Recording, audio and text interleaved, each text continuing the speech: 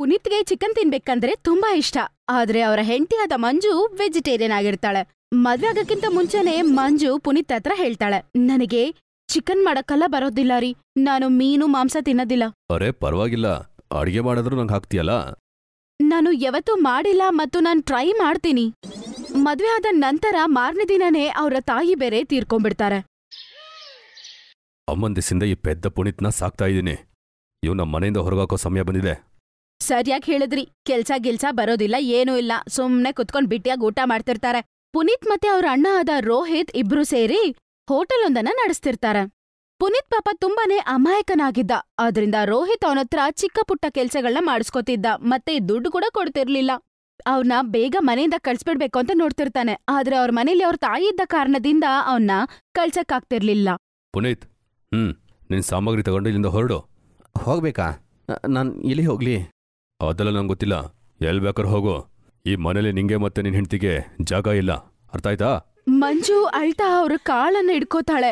ಅಕ್ಕ, ದಯೆ ತೋರ್ಸಿ ಅಕ್ಕ, ಹಿಂಗ್ ನಮ್ಮನ್ ಮನೆ ಬಿಟ್ಟು ಆಚೆ ಕಳ್ಸ್ಬೇಡಿ ಅಕ್ಕ. ಈ ಬುದ್ಧಿ ಇಲ್ದೇರವನ್ನ ಮದ್ವೆ ಮಾಡ್ಕೊಂಡಿದ್ಯಲ್ವಾ, ನೀನ್ ಅನುಭವಿಸ್ಲೇಬೇಕು. ನಿಮ್ಮಿಬ್ಬರನ್ನ ಮನೇಲಿ ಇಟ್ಕೊಳಕ್ ಸಾಧ್ಯ ಇಲ್ಲ. ಫ್ರೀಯಾಗಿ ತಿನ್ಕೊಂಡು ಕುತ್ಕೊಂಡಿದ್ದ, ಇನ್ಮೇಲೆ ಇದೆಲ್ಲ ಆಗಲ್ಲ. ಹೋಗಿ ಆಚೆ ಇಲ್ಲಿಂದ. ರೋಹಿತ್ ಮತ್ತೆ ಶೀತಲ್ ಅವ್ರಿಬ್ಬರನ್ನ ಪಾಪ ದಯೆ ಇಲ್ದೆ ಆಚೆ ಕಳ್ಸ್ಬಿಡ್ತಾರೆ. ಶೀತಲ್ ಅವಳಿಗೋಸ್ಕರ ಸ್ವಲ್ಪ ಬಟ್ಟೆಗಳನ್ನು ತಗೋತಾಳೆ. ಅಡ್ಗೆ ಮಾಡೋದಕ್ಕೆ ಒಂದ್ ಚಮಚ ಮತ್ತೆ ಮಣ್ಣಿನ ಬಟ್ಲನ್ನ ಅವ್ರು ಕೊಡ್ತಾರೆ. ಅಕ್ಕ, ಇದ್ರಲ್ಲಿ ನನ್ ಕೈಯಲ್ಲಿ ಅಡ್ಗೆ ಹೆಂಗ್ ಮಾಡಕ್ಕಾಗತ್ತೆ ಹೇಳಿ? ಬೇರೆ ಏನಾದ್ರೂ ಇದ್ರೆ ಕೊಡಿ ಅಕ್ಕ. ಹಾ, ನೀನ್ ತಿನ್ನೋದು ಒಡಗೋಗಿರೋ ಆ ರೈಸ್ ಏನಾದ್ರೂ ತಿಂತೀಯಾ? ಅದಕ್ಕೆ ನಿನ್ ಬಟ್ಲು ಬೇರೆ ಕೊಡ್ಬೇಕಾ? ಇದೇ ಸಾಕು ಬಿಡು. ಮಣ್ಣಿನ ಪಾತ್ರೆಯಲ್ಲಿ ಏನೇನ್ ಮಾಡ್ಬೋದು ಅಂತ ಪಾಪ ಶೀತಲ್ಗೆ ಗೊತ್ತಿರ್ಲಿಲ್ಲ. ಗೊತ್ತಿದ್ರೆ ಅದು ಕೊಡ್ತಿರ್ಲಿಲ್ಲ. ಏನ್ ಸಿಕ್ಕಿದ್ಯೋ ಅದೇ ಸಾಕಪ್ಪ ಅಂತ ಅದನ್ನ ಎತ್ಕೊಂಡು ಅವ್ರ ಮನೆ ಬಿಟ್ಟು ಪಾಪ ಹೋಗ್ಬಿಡ್ತಾರೆ. ಮಂಜು, ನನ್ನ ಕ್ಷಮಿಸ್ಬಿಡು. ನನ್ನ ದಿಸೆಯಿಂದ ಮದ್ವೆ ಆದ್ಮೇಲೂ ಕೂಡ ಈ ರೀತಿ ಕಷ್ಟ ನಿಂಗೆ. ಅಯ್ಯೋ ಪರವಾಗಿಲ್ಲ ಬಿಡ್ರಿ, ಇದ್ರಲ್ಲಿ ನಿಮ್ ತಪ್ಪೇನಿದೆ? ನಿಮ್ಮ ಅಣ್ಣ ಮತ್ತೆ ಅತ್ತಿಗೆ ನಮ್ಮನ್ನ ಮನೆ ಆಚೆ ಕಳಿಸ್ತಾರಂತ ನೀವೇನ್ ಕಣ್ಸ್ಕೊಂಡಿದ್ರಾ? ನಾನು ಚಿಕ್ಕ ವಯಸ್ಸಿಂದ ನನಗೆ ಬುದ್ಧಿ ಸರಿ ಇಲ್ಲ. ನಾನು ಓದೋದ್ರಲ್ಲೂ ಕೂಡ ಚೆನ್ನಾಗಿರ್ಲಿಲ್ಲ. ಅಣ್ಣ ಯಾವಾಗ್ಲೂ ನನ್ನ ಬೈತಾ ಇದ್ದ. ಅಮ್ಮ ಮಾತ್ರ ನನಗೆ ಪ್ರೀತಿ ತೋರಿಸ್ತಾ ಇದ್ರು. ಅಮ್ಮನಿಂದ ಎಲ್ಲವೂ ಕೂಡ ಸರಿ ಹೋಗ್ತಾ ಇತ್ತು. ಏನೂ ಪರವಾಗಿಲ್ಲ ರೀ, ಎಷ್ಟು ಜನ ಫುಟ್ಪಾತ್ ಅಲ್ಲಿ ಬಾಳ್ತಿದ್ದಾರೆ, ನಾವ್ ನೋಡ್ಕೊಳ್ಳೋಣ ಬಿಡಿ. ಹೇಗ್ ಸರಿ ಹೋಗುತ್ತೆ? ನನ್ನ ಹತ್ರ ದುಡ್ಡಿಲ್ಲ, ಮನೆ ಇಲ್ಲ, ನಾವ್ ಎಲ್ಲಿರ್ತೀವಿ? ಯಾಕ್ರಿ, ಯಾಕ್ ಫುಟ್ಪಾತ್ ಮೇಲೆ ಇರ್ಬಾರ್ದಾ? ಅಭ್ಯಾಸ ಮಾಡ್ಕೊಳ್ಳೋಣ. ದುಡ್ಡಿಲಿಂದ ಬರುತ್ತೆ. ಸದ್ಯಕ್ಕೆ ಭಿಕ್ಷೆ ಬೇಡದ್ ಬಿಟ್ರೆ ಬೇರೆ ದಾರಿ ಇಲ್ಲ. ಹಂಗಂತ ಅನ್ಕೊಂಡು ಅವರು ಅಲ್ಲೇ ಅವ್ರಿಗೋಸ್ಕರ ಒಂದು ಚಿಕ್ಕ ಗುಡಿಸಲನ್ನ ಕಟ್ಕೋತಾರೆ. ಅವತ್ತಿನಿಂದ ಅಲ್ಲೇ ಇರಕ್ಕೆ ಶುರು ಮಾಡ್ತಾರೆ. ಮತ್ತೆ ಅವರು ಮಾರನೇ ದಿನದಿಂದ ಭಿಕ್ಷೆ ಬೇಡ್ತಾರೆ. ಏನಾದ್ರೂ ಚಿಲ್ಲರೆ ಇದ್ರೂ ಕೊಡಿ, ದೇವ್ರು ನಿಮ್ಗೆ ಒಳ್ಳೇದ್ ಮಾಡ್ತಾರೆ. ಸರ್, ನಾವ್ ತುಂಬಾ ಬಡವರು ಸರ್, ಏನಾದ್ರೂ ದುಡ್ಡು ಕೊಡಿ ಸರ್. ಹಂಗಂತ ಅವರು ಬೇಡ್ಕೋತಿದ್ದಾಗ ಎಲ್ಲ ತುಂಬಾ ಸಿಟ್ ಮಾಡ್ಕೋತಿದ್ರು. ಇಲ್ಲಿ ನೋಡಿ ಇಲ್ಲಿ, ಪೋಕ್ಷಟ ಊಟ ಬೇಕು ಇವರಿಗೆ. ಕೈ ಕಾಲೆಲ್ಲ ಚೆನ್ನಾಗೇ ಇದೆ. ಓಯ್, ಏನ್ ಕೆಲ್ಸ ಮಾಡಲ್ವಾ? ನಮಗ್ ಯಾರ್ ಸಾರ್ ಕೆಲ್ಸ ಕೊಡ್ತಾರೆ? ನೀವ್ ಕೊಡ್ತೀರಾ? ನನ್ನ ಹತ್ರ ಕೆಲ್ಸ ಇಲ್ಲ. ಕೆಲ್ಸ ಎಲ್ಲಿ ಬೇಕಾದ್ರೆ ಸಿಗತ್ತಲ್ಲ. ಮಾತಾಡೋದೇನು ಎಲ್ಲಾರು ಜಾಸ್ತಿ ಮಾತಾಡ್ತಾರೆ, ಆದ್ರೆ ಸಹಾಯ ಅಂತ ಬಂದಾಗ ಯಾರು ಮಾಡೋದಕ್ಕೆ ಸರಿ ಇರ್ಲಿಲ್ಲ. ಮಂಜು ಮತ್ತೆ ಪುನೀತ್ ಹೊಟ್ಟೆ ತುಂಬಿಸ್ಕೋಬೇಕಾಗಿತ್ತು. ಅಲ್ಲೇ ಬಂಟಿ ಎನ್ನುವ 18 ವಯಸ್ಸದ ಹುಡುಗ ಭಿಕ್ಷೆ ಬೇಡ್ತಿದ್ದ. ಅವರಿಬ್ಬರ ಜೊತೆ ಅವನ್ಗೆ ಸ್ನೇಹ ಆಗತ್ತೆ. ಅವರಿಬ್ಬರಿಗೂ ತಿನ್ನಕ್ಕೆ ಏನೋ ಒಂದು ತಂದ್ಕೊಡ್ತಿದ್ದ. ಅವರು ಅದನ್ನ ತಿಂದು ಜೀವನ ಸಾಗಿಸ್ತಿದ್ರು. ಅಣ್ಣ, ಈ ರೀತಿ ಕೇಳಿದ್ರೆ ಭಿಕ್ಷೆ ಕೊಡಲ್ಲ, ಅದಕ್ಕೆ ನಾವು ಆಕ್ಟಿಂಗ್ ಮಾಡಬೇಕು. ಹೌದಾ? ಅದು ಹೇಗೆ? ಕುರುಡನ ಹಾಗೆ, ಒಂಥರ ಕುಂಟನ ಹಾಗೆ. ನಾನು ಹಾಗೆ ಮಾಡ್ತೀನಿ. ಪುನೀತ್ಗೆ ಈ ಐಡಿಯಾ ಇಷ್ಟ ಆಗತ್ತೆ. ಮತ್ತೆ ಮಾರನೇ ದಿನ ಅದೇ ಐಡಿಯಾ ಅಪ್ಲೈ ಮಾಡ್ತಾನೆ. ಹಂಗೆ ಭಿಕ್ಷೆ ಬೇಡಕ್ ಶುರು ಮಾಡ್ತಾನೆ. ಆಗ ಅವನಿಗೆ 400 ರೂಪಾಯಿ ಸಿಗತ್ತೆ. ಮಂಜು ಖುಷಿ ಆಗ್ತಾಳೆ. ಅರೆ ಬಂಟಿ, ಸರಿಯಾದ ಐಡಿಯಾ ಹೇಳ್ದೆ ಕಣೋ. ನಿನ್ನಿಂದ ಇವತ್ತು ನಮ್ಮ ಹತ್ರ ಇಷ್ಟು ದುಡ್ಡಿದೆ ಇವತ್ತು. ಸರಿ, ನಿನ್ಗೇನ್ ತಿನ್ಬೇಕೋ ಹೇಳು. ನಾನು ಸುಮಾರು ದಿನದಿಂದ ಚಿಕನ್ ತಿಂದಿಲ್ಲ. ಹಾ, ನಾನು ಸುಮಾರು ದಿನದಿಂದ ಚಿಕನ್ ತಿಂದಿಲ್ಲ. ಚಿಕನ್ ತಗೊಂಬರ್ತೀನಿ. ಆದ್ರೆ ಕಡಾಯಿ ಇಲ್ಲ ಅಲ್ವಾ? ಸರಿ, ನಾನೇನೋ ಒಂದ್ ಮಾಡಿ ಅಡ್ಜಸ್ಟ್ ಮಾಡ್ತೀನಿ ಬಿಡು. ಪುನೀತ್ 1 ಕೆಜಿ ಚಿಕನ್ ಅನ್ನ ತಗೊಂಡ್ ಬರ್ತಾನೆ. ಮಣ್ಣಿನ ಪಾತ್ರೆಯನ್ನು ಒಲೆ ಮೇಲೆ ಇಟ್ಟು ಅದ್ರಲ್ಲೇ ಚಿಕನ್ ಮಾಡೋ ಶುರು ಮಾಡ್ತಾಳೆ. ಮಡ್ಕೆಲಿ ಹೇಗೆ ಚಿಕನ್ ಮಾಡಕ್ಕಾಗತ್ತೆ? ಗೊತ್ತಿಲ್ಲ, ಟ್ರೈ ಮಾಡ್ತೀನಿ. ಬೇರೆ ಇಲ್ಲ ಅಲ್ವಾ, ಏನ್ ಮಾಡೋದು? ಹಂಗಂತ ಹೇಳಿ ಮಂಜು ಅದ್ರಲ್ಲೇನೆ ಚಿಕನ್ ತುಂಬಾನೇ ರುಚಿಯಾಗಿ ಮಾಡ್ಬಿಡ್ತಾಳೆ. ಎಲ್ಲರೂ ಹೆಂಗಿರುತ್ತೆ ಏನು ತಿನ್ಬೇಕಂತ ಕಾಯ್ತಿರ್ತಾರೆ. ಸ್ವಲ್ಪ ತಾದ್ಮೇಲೆ ಚಿಕನ್ ಬೆಂದಿದ ತಕ್ಷಣ ಆ ಸ್ಮೆಲ್ ಮಂಜುಗೆ ತುಂಬಾನೇ ಟೆಂಪ್ಟಿಂಗ್ ಆಗಿರತ್ತೆ. ಅವಳಿಗೇನು ತಿನ್ಬೇಕನ್ಸತ್ತೆ. ಅರೆ ವಾ, ನನ್ನ ಲೈಫಲ್ಲಿ ಫಸ್ಟ್ ಟೈಮ್ ನಾನು ಚಿಕನ್ ಮಾಡಿರೋದು, ಆದ್ರೆ ನನ್ಗೂ ತಿನ್ಬೇಕು ಅನಿಸ್ತಾ ಇದೆ. ಇವತ್ತು ತಿಂದು ನೋಡ್ತೀನಿ, ಚೆನ್ನಾಗಿರುತ್ತೆ. ಮಂಜು ಬೇಗ ಬೇಗ ರೈಸ್ ಮಾಡ್ತಾಳೆ. ಮತ್ತೆ ಎಲ್ಲರೂ ಕುತ್ಕೊಂಡು ಅದನ್ನ ತಿನ್ನಕ್ ಶುರು ಮಾಡ್ತಾರೆ. ಅರೆ ವಾ, ಟೇಸ್ಟ್ ಸೂಪರ್ ಆಗಿದೆ. ಹೌದು ಮಂಜು, ಅದಕ್ಕೆ ಏನ್ ಸಖತ್ತಾಗಿ ಚಿಕನ್ ಮಾಡಿದೀರಾ. ಈ ರೀತಿ ಚಿಕನ್ ಅನ್ನ ತಿಂದೇ ಇಲ್ಲ. ನಾನು ಕೂಡ ಮಡಿಕೆಲಿ ಇಷ್ಟು ಚಂದ ಚಿಕನ್ ಆಗುತ್ತಾ? ನನಗೆ ಗೊತ್ತೇ ಇರಲಿಲ್ಲ. ಮೂವರು ಸೇರ್ಕೊಂಡು ಚಿಕನ್ ತಿಂದು ಖಾಲಿ ಮಾಡ್ತಾರೆ. ಮಂಜುತ್ಗೆ ನೀವು ಎಷ್ಟು ರುಚಿಯಾಗಿ ಚಿಕನ್ ಮಾಡಿದಿರ ಅಂದ್ರೆ ನೀವು ಏನಕ್ಕೆ ಇದನ್ನ ಮಾರಬಾರ್ದು? ಅರೆ ವಾ, ನೀನು ಸರಿಯಾಗಿ ಹೇಳ್ದೆ ಕಣೋ. ಒಂದೇ ರೀತಿ ಚಿಕನ್ ತಿಂದು ತಿಂದು ಎಲ್ರಿಗೂ ಬೋರ್ ಹೊಡೆದಿದೆ. ಈ ಮಡಿಕೆ ಚಿಕನ್ನು ತುಂಬ ಇಷ್ಟ ಆಗುತ್ತೆ ಜನರಿಗೆ. ಆದರೆ ಅದಕ್ಕೆ ದುಡ್ಡು ಬೇಕಲ್ವಾ? ದೊಡ್ಡ ಮಡಿಕೆ ಬೇಕು, ಒಲೆಗೆ ಕಟ್ಗೆ ಬೇಕು, ಪಾತ್ರೆ ಬೇಕು. ಹತ್ತತ್ರ ಅಂದ್ರೂ 10,000 ನಮಗೆ ಬೇಕಾಗುತ್ತೆ. ಎಲ್ಲಿಂದ ಬರುತ್ತೆ? ನಾ ಕೊಡ್ತೀನಿ. ಭಿಕ್ಷೆ ಬೇಡಿ ಬೇಡಿ ಬಿಸ್ನೆಸ್ ಮಾಡೋದಕ್ಕೆ ದುಡ್ಡನ್ನ ಒಟ್ಟು ಮಾಡಿ ಇಟ್ಟಿದ್ದೀನಿ. ಇದನ್ನ ಈ ವ್ಯಾಪಾರದಲ್ಲಿ ಹಾಕ್ತೀನಿ. ನೀವು ನನ್ನ ಪಾರ್ಟ್ನರ್ ಆಗಿ ಮಾಡ್ಕೊಳ್ಳಿ. ಮಾರನೇ ದಿನದಿಂದ ಮಣ್ಣಿನ ಪಾತ್ರೆಯಲ್ಲಿ ಚಿಕನ್ ಮಾಡೋದು ಶುರು ಮಾಡ್ಬಿಡ್ತಾಳೆ. ಆ ಸ್ಮೆಲ್ಗೆನೆ ಜನ ಬರೋದು ಶುರು ಆಗ್ತಾರೆ. ಮಂಜು ಫುಟ್ಪಾತ್ ಮೇಲೆ ಕುತ್ಕೊಂಡು ಚಿಕನ್ ಮಾಡ್ತಿರ್ತಾಳೆ. ಬಂಟಿ ಮತ್ತೆ ಪುನೀತ್ ಎಲ್ಲರಿಗೂ ಫುಡ್ ಸರ್ವ್ ಮಾಡ್ತಿರ್ತಾರೆ. ಈ ರೀತಿ ಅವರ ಬಿಸ್ನೆಸ್ ತುಂಬಾನೇ ಫೇಮಸ್ ಆಗ್ಬಿಡುತ್ತೆ. ಒಬ್ಬ ವ್ಯಕ್ತಿ ಒಂದಿನ ನೀವಿಬ್ರು ಕೆಲ್ಸ ಮಾಡಿ ಅಂತ ಅಡ್ವೈಸ್ ಮಾಡಿದ್ನಲ್ವಾ, ಆ ಯಪ್ಪ ತಿನ್ನಕ್ ಬರ್ತಾನೆ. ಅದನ್ನ ತಿಂದು ಅವನು ತುಂಬಾನೇ ಅವ್ರನ್ನ ಹೊಗಳ್ತಾನೆ. ಅರವಾ, ನೀವು ಅದ್ಭುತ ಮಾಡಿಬಿಟ್ರಿ. ಅದು ತುಂಬ ರುಚಿಕರವಾದ ಚಿಕನ್ ಇದು. ಚೆನ್ನಾಗಿದೆ. ಒಂದು ವರ್ಷದ ನಂತರ ಅವರು ಒಂದು ಒಳ್ಳೆ ಅಂಗಡಿಯನ್ನ ಕಟ್ಕೋತಾರೆ. ಬಂಟಿ ಕೂಡ ಅವರಿಬ್ಬರ ಜೊತೆನೇ ಇರ್ತಾನೆ. ರೋಹಿತಿನ ಅಂಗಡಿಯಲ್ಲಿ ವ್ಯಾಪಾರನೇ ಇಲ್ಲ, ಮುಚ್ಬೇಕಾಗಿರುವ ಪರಿಸ್ಥಿತಿ. ಯಾಕಂದ್ರೆ ಅಲ್ಲಿ ಕೆಲಸ ಮಾಡ್ತಿದ್ದ ಪುನೀತಿಗಿಲ್ಲ. ಅದು ಮಾತ್ರ ಅಲ್ಲದೆ ಪುನೀತನ ನೋಡಿ ಕಸ್ಟಮರ್ಸ್ ಬರ್ತಿದ್ರು. ಆದ್ರೆ ಆ ವಿಷಯ ರೋಹಿತ್ ಕೈಯಲ್ಲಿ ಮಾಡಕ್ಕಾಗ್ತಿರ್ಲಿಲ್ಲ. ಒಂದು ವರ್ಷದ ನಂತರ ಪುನೀತ್ ಆ ಹೋಟೆಲ್ನ ಕೂಡ ತಗೊಂತಾನೆ. ಈ ರೀತಿ ಮಣ್ಣಿನ ಪಾತ್ರೆಯಲ್ಲಿ ಮಾಡಿರುವ ಚಿಕನ್ ಅನ್ನು ಮಾರಿ ಅವರು ಧನವಂತರಾಗ್ತಾರೆ ಮತ್ತೆ ಸಂತೋಷವಾಗಿ ಅವರ ಜೀವನ ಸಾಗಿಸ್ತಾರೆ. ಈ ಕತೆ ಜಗ್ಗಿ ಪಕೋಡ ಒಂದು. ಜಗ್ಗಿ ಹೆಂಡತಿ ಸೀಮಾ ಮತ್ತೆ ಜಗ್ಗಿ ಇಬ್ರು ಸೇರ್ಕೊಂಡು ಪಕೋಡ ಮಾರ್ತಾ ಇದ್ರು. ಜಗ್ಗಿ ಪಕೋಡ ಎಲ್ರಿಗೂ ಬಹಳ ಇಷ್ಟ ಆಗ್ತಿತ್ತು. ಒಂದ್ಸತಿ ಯಾರಾದ್ರೂ ಬಂದು ಅದನ್ನ ತಿಂದ್ರೆ ಮತ್ತೆ ಮತ್ತೆ ತಿನ್ಬೇಕು ಅನ್ಸುತ್ತೆ. ಪಕೋಡ ತಗೊಳ್ಳಿ, ಪಕೋಡ, ಬಿಸಿ ಬಿಸಿ ಪಕೋಡ, ಈರುಳ್ಳಿ ಪಕೋಡ, ಆಲೂಗಡ್ಡೆ ಪಕೋಡ, ಮೆಣಸಿನ್ಕಾಯಿ ಪಕೋಡ. ಒಂದ್ಸತಿ ತಿಂದ್ರೆ ಮತ್ತೆ ಬೇಕು ಅಂತೀರಾ? ರಾಜು ಮತ್ತೆ ಅವನ್ ಸ್ನೇಹಿತ ದಿನಕರ್ಗೆ ಇವತ್ತು ಪಕೋಡ ತಿನ್ನೋ ಮನ್ಸಾಯ್ತು. ಅದಕ್ಕೆ ಅವರು ಪಕೋಡ ಕಾರ್ನರ್ಗೆ ಬರ್ತಾರೆ. ಅಂದ್ರೆ ಜಗ್ಗಿ ಪಕೋಡ ಹತ್ರ ಬಂದ್ರು. ನಾವು ಸರಿಯಾದ ಸಮಯಕ್ಕೆ ಹೊರಟಿದ್ದೀವಿ. ಯಾಕಂದ್ರೆ ಜಗ್ಗಿ ಅಂಗಡಿಗೆ ಹೋಗ್ಬೇಕಾದಷ್ಟರಲ್ಲಿ ಅವ್ನ ಪಕೋಡ ಎಲ್ಲ ಖಾಲಿ ಆಗ್ಬಿಡ್ತಿತ್ತು. ಇವತ್ತು ಪಕೋಡ ತಿಂದೇ ತಿಂತೀವಿ. ಜಗ್ಗಿ ಮಾಡೋ ಆ ಮೆಣಸಿನ್ಕಾಯಿ ಪಕೋಡ ಎಷ್ಟು ಟೇಸ್ಟ್ ಆಗಿರುತ್ತೆ ಗೊತ್ತಾ? ಒಂದ್ಸತಿ ನನ್ನ ಹೆಂಡತಿ ನನ್ನ ಮೇಲೆ ಕೋಪಗೊಂಡ್ಲು. ಅವತ್ತು ಜಗ್ಗಿ ಪಕೋಡ ತಗೊಂಡು ಹೋಗಿ ಕೊಟ್ಟೆ ಅಪ್ಪ. ಆಮೇಲೆ ಏನು ರಾಜು, ಆಮೇಲೆ ಅವ್ಳ ಕೋಪ ಎಲ್ಲ ಕಮ್ಮಿ ಆಗ್ಬಿಡ್ತು. ಅವತ್ತಿಂದ ಧ್ವನಿ ಎತ್ತಿ ಕೂಡ ನನ್ನ ಹತ್ರ ಮಾತಾಡಲ್ಲ. ಇದರಲ್ಲಿ ಕೋಪ ಅಂತೂ ಮಾಡ್ಕೊಳ್ಳೋದೇ ಇಲ್ಲ. ರಾಜು ಮತ್ತೆ ದಿನಕರ್ ಮಾತಾಡ್ಕೊಂಡು ಜಗ್ಗಿ ಪಕೋಡ ಹತ್ರ ಬಂದ್ರು. ಆಗ ಅವ್ರಿಗೆ ಜಗ್ಗಿ ಪಕೋಡ ಹತ್ರ ಬಹಳಷ್ಟು ಜನ ನಿಂತಿದ್ದು ನೋಡ್ತಾರೆ. ಅರೆ ದಿನಕರ್, ಇವತ್ತು ನಾವು ಲೇಟಾಗಿ ಬಂದ್ಬಿಟ್ವಾ? ನೋಡಿದ್ಯಾ ಅಲ್ಲಿ ಎಷ್ಟು ಕ್ಯೂ ಇದೆ ಅಂತ, ಜನ ಸಾಗರ. ದಿನಕರ್ ಅಂಗಡಿ ಕಡೆ ನೋಡ್ತಾನೆ. ಆದ್ರೆ ಅವನ್ಗೇನೋ ಒಂಥರ ಅನ್ನಿಸ್ತು.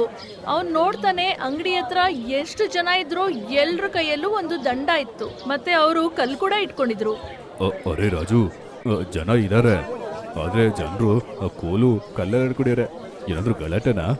ಅವ್ರಿಗೆ ಏನು ಅರ್ಥನೇ ಆಗ್ತಾ ಇರ್ಲಿಲ್ಲ. ಅದಕ್ಕೆ ಮುಂಚೆ ಜನ ಜೋರಾಗಿ ಮಾತಾಡ್ತಾ ಇದ್ರು. ಎಲ್ರು ಕೋಪದಲ್ಲಿ ಏನೋ ಮಾತಾಡ್ತಾ ಇದ್ರು. ಹೊಡಿರ ಹೊಡ್ದು ಬಿಸಾಕ್ರೋನ, ನೀವು ಸುಮ್ಮನೆ ಬಿಡಬಾರ್ದು. ಅದಾದ್ಮೇಲೆ ದಿನಕರ್ ನೋಡ್ತಾನೆ ಅಲ್ಲಿರೋ ಅಂತ ಗುಂಪು ಜಗ್ಗಿನ ಅಂಗಡಿಯಿಂದ ಎಳೆದು ಹೊರಗೆ ಹಾಕ್ತಿರ್ತಾರೆ. ಹೊರಗಡೆ ಬಾರ. ನೀನ್ ಮಾಡಿದಕ್ಕೆ ನಿಂಗೆ ಹೆಂಗ್ ಶಿಕ್ಷೆ ಕೊಡ್ಬೇಕಂದ್ರೆ ನಿನ್ ಜೀವಮಾನ ಪೂರ್ತಿ ಮಾರಿಲೇಬಾರ್ದು. ಇದನ್ ಹೇಳಿ ಗುಂಪಲ್ಲಿದ್ದಂತ ಒಬ್ಬ ಮನುಷ್ಯ ಜೋರಾಗಿ ಜಗ್ಗಿಗೆ ಹೊಡೆದ. ಜಗ್ಗಿಗೆ ರಕ್ತ ಬಂತು. ಅದಾದ್ಮೇಲೆ ಅಲ್ಲಿರುವಂತ ಜನರು ಎಲ್ರು ಅವ್ನು ಹೊಡಿಯಕ್ ಶುರು ಮಾಡ್ತಾರೆ. ಅವನಿಗೆ ಜಾಸ್ತಿ ರಕ್ತ ಬರುತ್ತೆ. ಅವನು ಜನಗಳ ಮುಂದೆ ಕೈ ಮುಗ್ದು ಕ್ಷಮೆ ಕೇಳ್ತಾನೆ. ಬಿಟ್ಬಿಡಿ, ನನ್ ಬಿಟ್ಬಿಡಿ. ನಿನ್ ಬಿಡ್ಬೇಕಾ? ಈ ರೀತಿ ಪಕೋಡ ಮಾರೋ ನನ್ನ ಬಿಟ್ಬಿಟ್ರೆ ಎಲ್ರು ನಿನ್ ರೀತಿನ ಹೊಟ್ಬಿಡ್ತಾರೆ. ಇದನ್ನ ಹೇಳಿ ಗುಂಪಲ್ಲಿದ್ದಂತ ಒಬ್ಬ ಮನುಷ್ಯ ಅವನ ಕೈಯಲ್ಲಿದ್ದ ಕಲ್ನ ಎತ್ತಿ ಜೋರಾಗಿ ಎಸಿತಾನೆ. ಇದನ್ನ ನೋಡಿ ಜಗ್ಗಿ ಅಂಗಡಿಯಿಂದ ಜೋರಾಗಿ ಓಡಕ್ ಶುರು ಮಾಡ್ತಾನೆ. ಇವರು ನನ್ನ ಪ್ರಾಣನೇ ತೆಗ್ಬಿಡ್ತಾರೆ, ನಾನು ಹೇಗಾದ್ರೂ ಬಚಾವಾಗ್ಬೇಕು. ಜಗ್ಗಿ ಮುಂದೆ ಮುಂದೆ ಹೋಗ್ತಿದ್ರೆ ಆ ಗುಂಪೆಲ್ಲ ಅವನ ಹಿಂದೆ ಅಟ್ಟಿಸ್ಕೊಂಡ್ ಬರ್ತಿತ್ತು. ರಾಜು ಮತ್ತೆ ದಿನಕರ್ಗೆ ಈಗ್ಲೂ ಅರ್ಥ ಆಗಿಲ್ಲ ಏನಾಗ್ತಾ ಇದೆ ಅಂತ. ಯಾಕೆ ಇವ್ರು ಎಲ್ರು ಅವನ ಹಿಂದೆ ಓಡ್ತಾ ಇದ್ದಾರೆ ಅಂತ.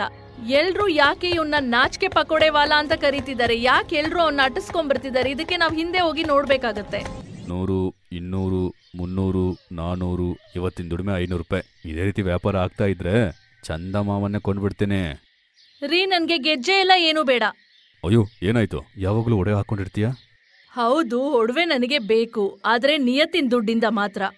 ಅರೆ, ನಾನೆಲ್ಲಿ ಸ್ಮಗ್ಲಿಂಗ್ ಮಾಡ್ತಾ ಇದ್ದೀನಿ, ಒಳ್ಳೆ ರೀತಿ ವ್ಯಾಪಾರ ಮಾಡ್ತಾ ಇದ್ದೀನಿ.